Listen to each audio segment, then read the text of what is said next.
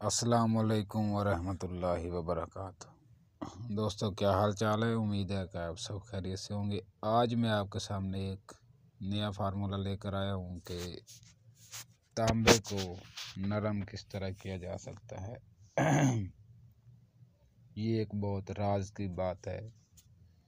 ये आपको मेरे ख्याल में भी किसी ने नहीं बताई होगी कि लोग तांबे को सुर्ख और सुनहरी कर लेते हैं लेकिन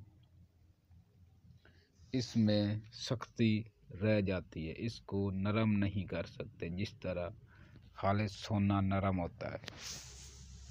ये बहुत राज की बात है। आज मैंने सोचा कि आपसे शेयर कर दूं। लोग मारे मारे फिरते हैं कि तांबे को सुनहरी कर लिया, तांबे को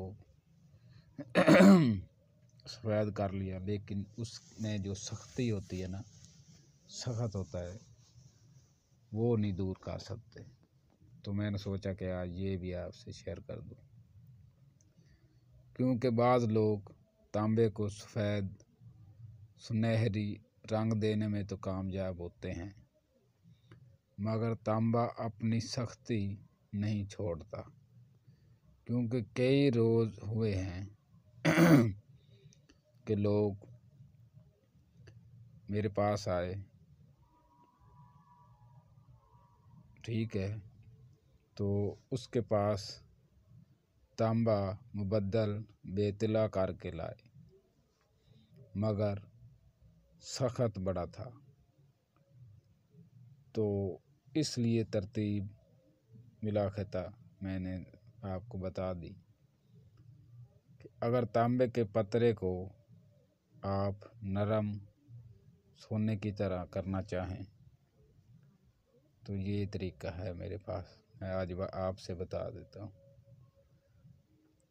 आप पहले तांबे के पतरे को लाल सुर्ख करके 2-3 मरतबा आब बरक। आजकल लोगों को ये भी नहीं पता होता कि आब बरक क्या है, और ये भी नहीं पता कि धतूरा जो होता है उसका कितना फ़ायदा है।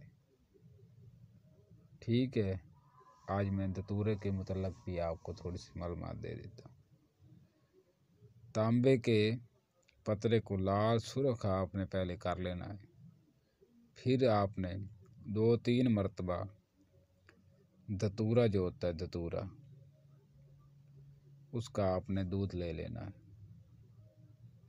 दूध लेकर उसमें आप बुझाएं, 2-3 मरतबा इस तरह करें तो वो सोने के मुवाफिक नरम और लचकदार हो जाता है।